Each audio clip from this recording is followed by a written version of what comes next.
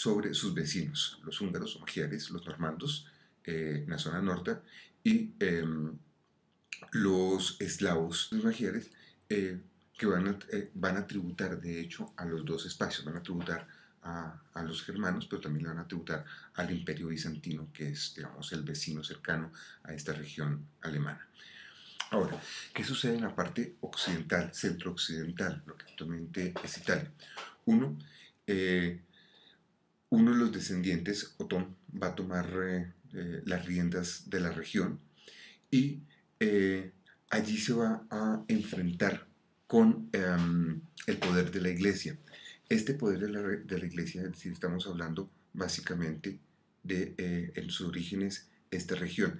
Entre el 911, con la aparición de los capetos, la aparición de los carolingos y la aparición de los capetos, el territorio va a ser este, con una rápida evolución hacia el 972, cuando Otón I va a unir la parte oriental del imperio con la parte central. Esto va a llevar a un proceso de crecimiento y sobre todo, otra vez, el gran problema de la época, que es el enfrentamiento de los señores feudales con el enfrentamiento de los señores feudales con los obispos y el clero alto que domina sobre todo en esta región por su cercanía con Roma. Por eso va a ser un territorio históricamente importante eh, para todo lo que tiene que ver con luchas de poder. Observen la frontera hacia la mitad de la península itálica, que esto nos deja ver cómo esta región pertenece a otro tipo de espacios culturales. Ahora, los estados pontificios durante este siglo X van a perder poder y básicamente la pérdida de poder se va a evidenciar en la gran crisis que va a tener el pontificado. El pontífice finalmente se eligió por las familias, es un periodo donde se ven fácilmente pontífices, papas de 18 o 20 años, el cargo se compra, lo mismo que los obispados.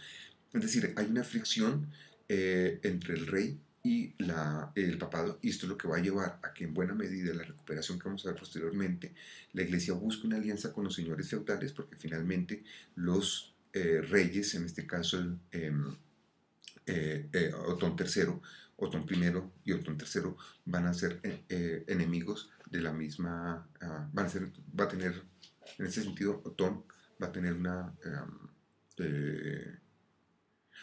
en este sentido, Otón va a tener dos enemigos, que es el clero alto y los señores feudales.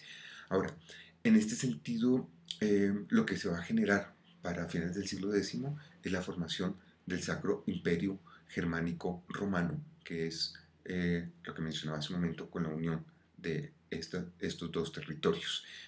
Una unión que va a tener una larguísima tradición, por lo menos hasta el siglo XIX. Pero pueden observar que esa unidad imperial finalmente está fracturada por los diferentes ducados y reinos. En algunos lugares va a haber, siguen existiendo las marcas, como las que encuentran sobre esta zona, los marquesados de hecho.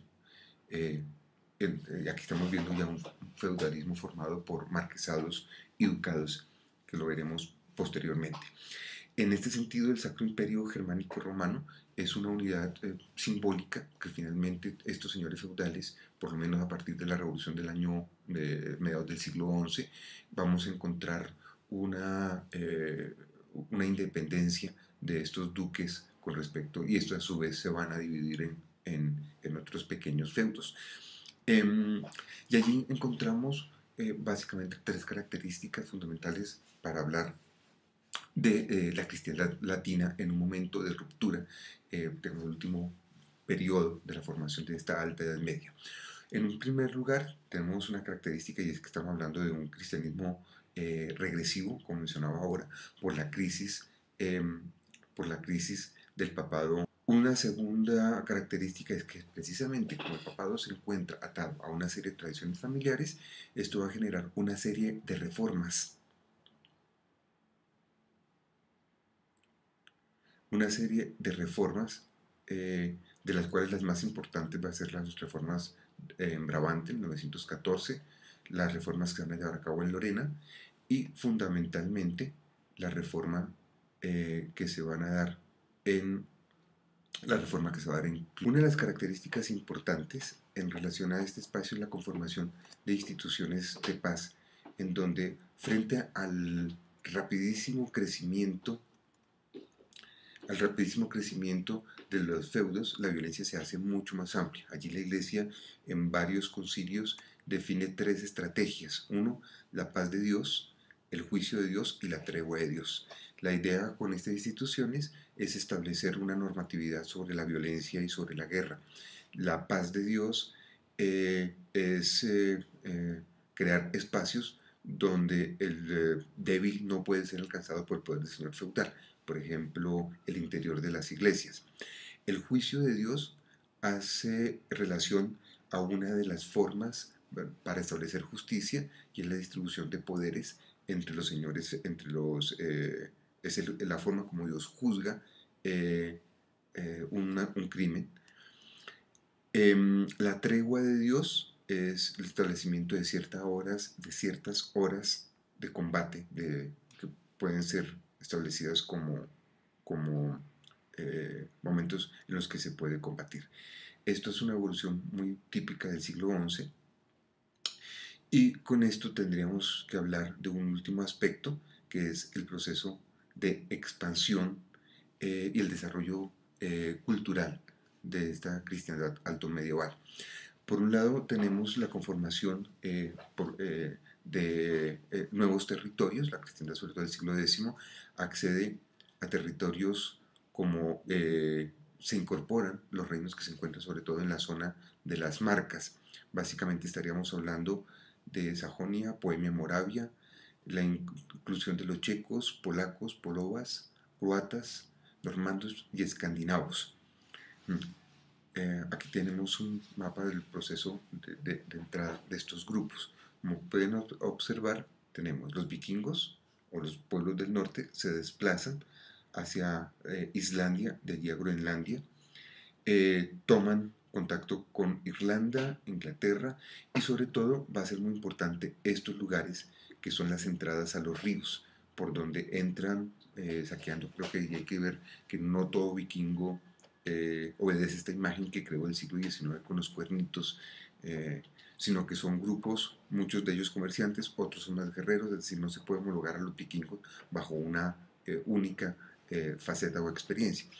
Lo importante de esta experiencia vikinga es el desplazamiento, no solamente hacia la región del Atlántico Norte, que es lo que más se ha explotado eh, en imágenes, sino la expansión vikinga por los ríos de Asia Central, lo que va a llevar a la formación de Rusia, es vikinga, de origen vikingo, y allí procesos de desarrollo comercial, especialmente con el imperio abasí. De hecho, hay tradición que menciona cómo comerciantes vikingos llegaban hasta Bagdad para desarrollar comercio. En este sentido, el Caspio y el Mar Negro se van a convertir en espacios de desarrollo. Pueden observar que también hay expansión comercial hasta Constantinopla. Y de allí tenemos que ver otros pueblos con los que acabo de mencionar,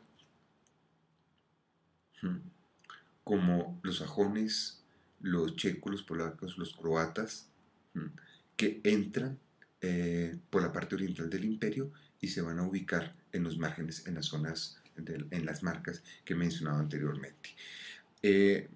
Hay que tener en cuenta también esta expansión normanda, que los va a llevar a generar reino en el sur de Italia, y este territorio, como he mencionado en algunos momentos, el Islam lo va a tomar permanentemente, es decir, todo esto que forma parte de Sicilia, Córcega, Cerdeña y el sur de la península itálica. Esta representación es del siglo XIII y pueden ver todavía cómo se imaginaban los desembarcos vikingos en este orden social. Lo que tenemos que ver es la escritura. Destacaría dos aspectos para el siglo X. Uno, la aparición del manuscrito, o el desarrollo del manuscrito, porque ya existía, pero aquí es la formación de la importante tradición de la miniatura. La escritura cada vez se va a convertir en un elemento de desarrollo, de expansión, y el otro